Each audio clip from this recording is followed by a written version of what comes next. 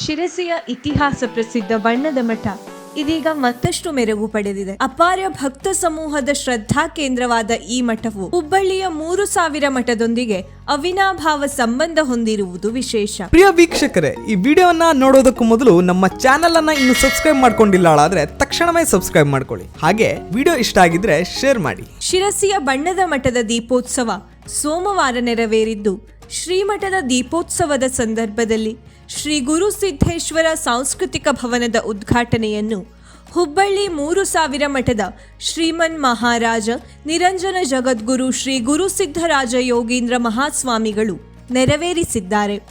ಅತ್ಯಂತ ಸುಂದರ ಹಾಗೂ ಸುಸಜ್ಜಿತವಾಗಿ ನಿರ್ಮಾಣಗೊಂಡ ಈ ಭವನವು ಎಲ್ಲಾ ಬಗೆಯ ಸೌಲಭ್ಯಗಳನ್ನು ಒಳಗೊಂಡು ಆಕರ್ಷಣೀಯವಾಗಿದೆ. ಶ್ರೀ ಗುರು ಸಿದ್ದೇಶ್ವರ ಸಾಂಸ್ಕೃತಿಕ ಭವನವು 500ರಿಂದ 600 ಆಸನಗಳ ವ್ಯವಸ್ಥಿತ ಸಭಾಗೃಹವನ್ನು ಹೊಂದಿದೆ. 1200ರಿಂದ 1500 ಚಾಲನೆಯಲ್ಲಿರುವ ಸಾಮರ್ಥ್ಯವನ್ನು ಹೊಂದಿದ್ದು, ಸುಮಾರು 40 ಜನ ಅತಿಥಿಗಳ ಆಸನ ಸಾಮರ್ಥ್ಯದ ಭವ್ಯ ಸುಸಜ್ಜಿತ ವೇದಿಕೆ ಇಲ್ಲಿದೆ. 12 ಅತಿಥಿ ಕೋಣೆಗಳು, ವೇದಿಕೆಗೆ ಹೊಂದಿಕೊಂಡಂತೆ ವಿಶಾಲವಾದ 3 ಕೋಣೆಗಳಿರುವುದು ವಿಶೇಷ. ಸಭಾ ಮತ್ತು ವೇದಿಕೆಗೆ ಸುಸಜ್ಜಿತ ಆಕರ್ಷಣೀಯ ದೀಪಾಲಂಕಾರ ಮೆರುಗು ತಂದಿದೆ. ಲಿಫ್ಟ್ ವ್ಯವಸ್ಥೆಯೂ ಇಲ್ಲಿದ್ದು, ಅಡುಗೆ ಕೋಣೆಗೆಂದೇ ಪ್ರತ್ಯೇಕ ಲಿಫ್ಟ್ ವ್ಯವಸ್ಥೆ ನಿರ್ಮಿಸಲಾಗಿದೆ.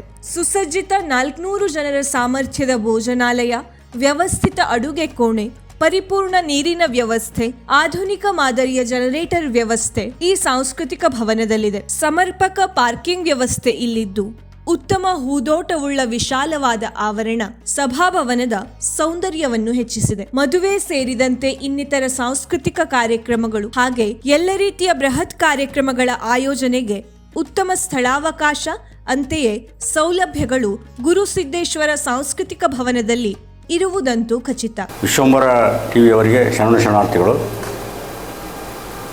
ನಮ್ಮ ಶ್ರೀ ಬಣ್ಣದ ಮಠದ ಆವರಣದಲ್ಲಿ ಹೊಸದಾಗಿ ಸಾಂಸ್ಕೃತಿಕ ಭವನವನ್ನು ನಿರ್ಮಾಣ ಮಾಡಲಾಗಿದೆ.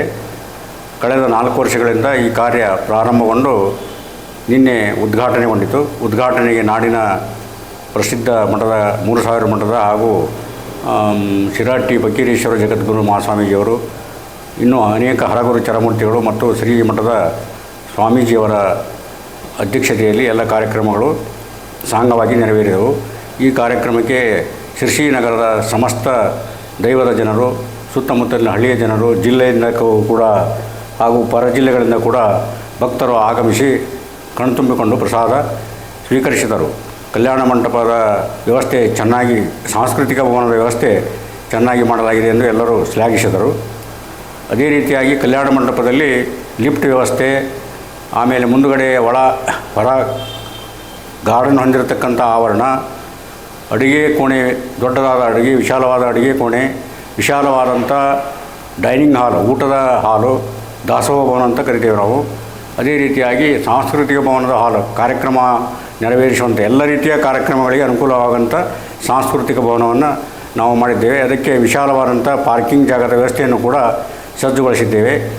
ಅದೇ ರೀತಿಯಾಗಿ ಶ್ರೀ ಮಠದ ಒಳಗಿನ ಆವರಣವನ್ನು, ಮಠದ ಪೂಜ್ಯರ ಇರತಕ್ಕಂಥ ವಾಸವಾಗಿರ್ತಕ್ಕಂಥ ಕಟ್ಟಡಗಳನ್ನು ಕೂಡ ಎಲ್ಲ ನವೀಕರಣಗೊಂಡು ಸಿದ್ಧಗೊಂಡು ಎಲ್ಲವನ್ನೂ ನಿನ್ನೆ ಉದ್ಘಾಟನೆಗೊಳಿಸಿ ಪ್ರಾರಂಭವಾಗಿರುತ್ತದೆ. ಈ ಒಂದು ಕಾರ್ಯಕ್ರಮದಲ್ಲಿ ಪಾಲ್ಗೊಂಡ ಎಲ್ಲ ಸಮಸ್ತ ಜನತೆಗೆ ನಮ್ಮ ಶ್ರೀಮಠದ ಪರವಾಗಿ ನಾನು ಶರಣಾರ್ಥಿಗಳನ್ನು ಸಮರ್ಪಿಸುತ್ತೇನೆ.